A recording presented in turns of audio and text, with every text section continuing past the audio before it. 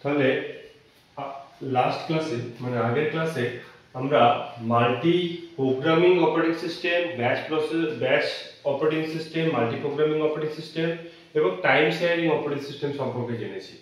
আজকে আমরা জানবো যে মাল্টি প্রসেসিং অপারেটিং সিস্টেম কি। মাল্টি প্রোগ্রামিং অপারেটিং সিস্টেম জানতে গিয়ে আমরা দেখেছি যে ওই মাল্টি প্রোগ্রামিং অপারেটিং সিস্টেমে যে টাইপের সিস্টেম আমরা ব্যবহার করেছি সেটাতে একটি মাত্র সিপিইউ আছে, কিন্তু যখন একের বেশি সিপিইউ যখন আমরা ব্যবহার করি সেই ক্ষেত্রে আমাদেরকে মাল্টি প্রসেসের মানে যখনই ডেভেলপ হতে হতো যেরকম ভাবে সিস্টেম ডেভেলপ করেছে সেরকমই অপারেটিং সিস্টেমকেও আমাদের ডেভেলপ করতে আমরা বাধ্য হয়েছি। সেই জন্য মাল্টি প্রোগ্রামিং অপারেটিং সিস্টেমের থেকে যখন আমাদের একের বেশি সিপিইউ সিস্টেমে ব্যবহার হতে শুরু করলো তখনই আমাদের মাল্টি প্রসেসিং অপারেটিং সিস্টেম আমাদের কাছে চলে এলো। সেই মাল্টি প্রসেসিং অপারেটিং সিস্টেম কি, এটা কিভাবে কাজ করে সেই সম্পর্কে আমরা আজকে জানবো। তাহলে আগে দেখা যাচ্ছিল যে একটি মাত্র সিপিইউ থাকছিল, সেই একটি মাত্র সিপিইউতেই কিভাবে রেডি কিউতে জবগুলো সাবমিট হওয়ার পর কিভাবে এক্সিকিউট হচ্ছিল।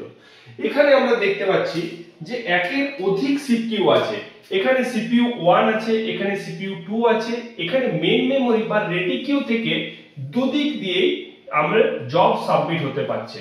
যেমন সিপিইউ 1 এও যেতে পারছে, সিপিইউ 2, সিপিইউ 1 দুদিকেই ওই রেডি কিউ থেকে বা মেইন মেমরি থেকে জবগুলো সাবমিট হতে পারছে। তাহলে এর ক্ষেত্রে সুবিধা কি হলো? পারফরম্যান্স বেড়ে গেল, এখানে স্পিড বেড়ে গেল। তা এখানে কিভাবে মাল্টি প্রসেসিং অপারেটিং সিস্টেমের প্রধান বৈশিষ্ট্য কি? প্রধান বৈশিষ্ট্য একাধিক প্রসেসর থাকতে হবে, মানে একের অধিক প্রসেসর মানে সিপিইউ, একের অধিক সিপিইউ যখন থাকছে তখনই multi processing operating system. Multi processor এই জিনিসটাই তোমরা যদি একটু ধ্যান দাও তাহলে বুঝতে পারবে মাল্টি প্রসেসিং মানে মাল্টি প্রসেসরের দ্বারা মাল্টিপল প্রসেসকে প্রসেস করা হচ্ছে। এটাই যদি তোমরা মনে রাখো তাহলে multi programming multi processing operating system তোমরা খুব সহজেই বুঝতে পারবে। তাহলে প্রথম বৈশিষ্ট্য একাধিক প্রসেসর বা মাল্টি প্রসেসর থাকবে। দ্বিতীয়ত কি? একই সময়ে একাধিক প্রোগ্রাম সম্পাদন করবে বা পারফর্ম করবে। অবশ্যই, কারণ মেইন মেমরিতে যখন P1, P2, P3, P4, P5 এগুলো এসে রেডি কিউতে বসে আছে এই প্রসেসগুলো, তখন P1 এইদিকে গেল, প্রসেস CPU 1 এ গেল, আবার P2 CPU 2 তে চলে গেল। তারপরে যখনই এই দুটো পারফর্ম কমপ্লিট হয়ে গেল, IO প্রসেস বা IO ইউনিটে গিয়ে পুরো কাজ কমপ্লিট করে ফেললো, তখনই আবার P2 সাবমিট হবে, P4 সাবমিট হবে। তাহলে দেখো প্যারালালি অনেকগুলো প্রসেস একই সময়ে, আমরা আগে কি জেনেছিলাম যে একই সময়ে একটি মাত্র প্রসেস এক্সিকিউট হবে, এখানে কিন্তু সেই তার ডেভেলপমেন্ট হওয়ার পর বা অপারেটিং সিস্টেমের ডেভেলপমেন্টের পর এবং সিস্টেমের ডেভেলপমেন্টের পর একই সময়ে একাধিক প্রসেস এক্সিকিউট হওয়ার সুযোগ পাচ্ছে। কিভাবে? মাল্টি প্রসেসরের সাহায্যে মাল্টি প্রসেসিং অপারেটিং সিস্টেম ব্যবহার করে।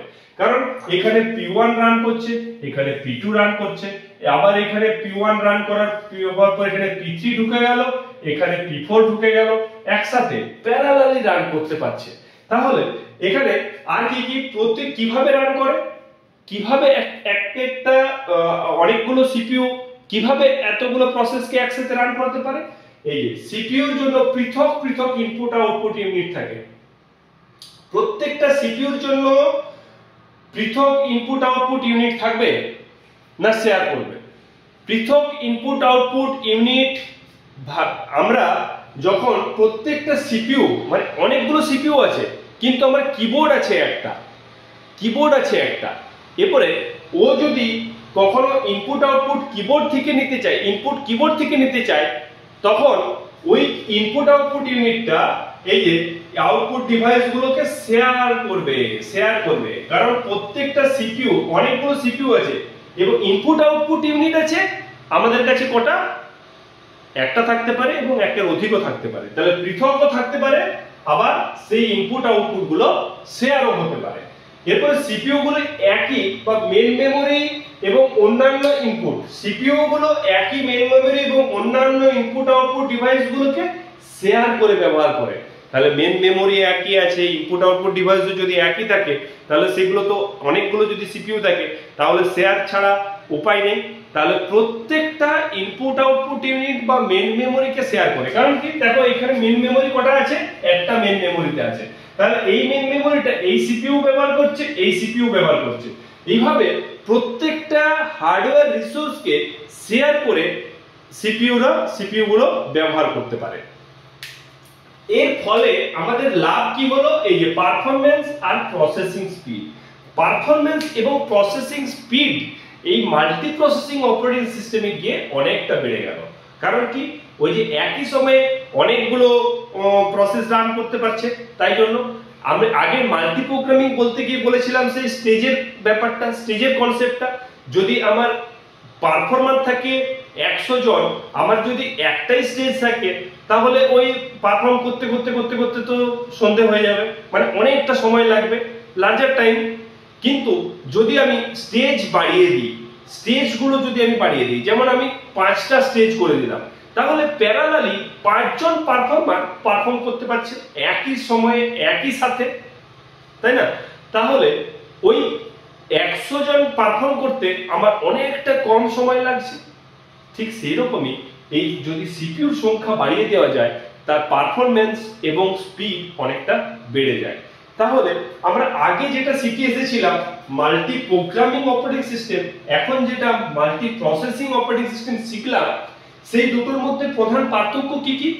3টে প্রধান পার্থক্যের কথা আমি বলবো। একটা সিপিইউ ছিল মাল্টি প্রোগ্রামিং এর ক্ষেত্রে, একটি মাত্র সিপিইউ ব্যবহার করা হতো।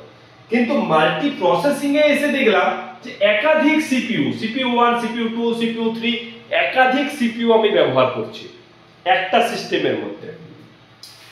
দ্বিতীয় পয়েন্ট কি, সিপিইউ এবং মেমোরি শেয়ার করে থাকে প্রোগ্রামগুলি।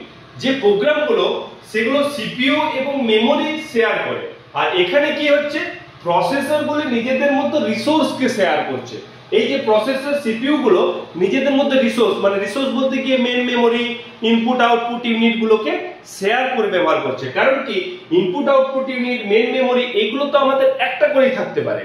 তাহলে সেগুলোকে শেয়ার না করলে কখনোই এক্সিকিউশন সম্ভব হবে না। সেই জন্য প্রসেসর গুলি নিজেদের মধ্যে রিসোর্সকে শেয়ার করে। থার্ড পয়েন্ট কি, পারফরম্যান্স এবং প্রসেসিং স্পিড অনেকটা কম মাল্টি প্রোগ্রামিং এর ক্ষেত্রে। ওই যে একটা স্টেজে পারফর্ম করতে করতে বহু সময় লেগে যাচ্ছিল। কিন্তু এখানে যখনই স্টেজ সংখ্যা বাড়িয়ে দেওয়া হলো, মানে ওই প্রসেসরের সংখ্যা যখন বাড়িয়ে দেওয়া হলো, তাহলে পারফরম্যান্স এবং প্রসেসিং স্পিড অনেকটা বেড়ে গেল, কারণ অনেক কম সময়ে এক্সিকিউশন সম্পন্ন হয়ে যাবে। এটাই হলো গিয়ে মাল্টি প্রসেসিং সিস্টেমের প্রধান অ্যাডভান্টেজ। এই জন্যই মাল্টি প্রসেসিং সিস্টেম চালু হয়ে যাওয়ার পর থেকে আমাদের কম্পিউটার সিস্টেমে একটা ভীষণ বড় ইভলিউশন এলো, যাতে করে মাল্টি প্রোগ্রামিং অপারেটিং সিস্টেম ব্যবহার করে এবং মাল্টি প্রোগ্রামিং সিস্টেম ব্যবহার করে আমাদের টাইমটা অনেক কম সময়ে অনেক বেশি প্রোগ্রাম এক্সিকিউশনে সম্ভব হলো। ঠিক আছে, এরপরে নেক্সট দিন আমরা আর দুটো টাইপের অপারেটিং সিস্টেম তোমাদের বাকি আছে, যেগুলো হলো গিয়ে ডিস্ট্রিবিউটেড অপারেটিং সিস্টেম এবং টাইম শেয়ারিং নয়, রিয়েল টাইম অপারেটিং সিস্টেম। এই দুটো নেক্সট ক্লাসে আলোচনা করব।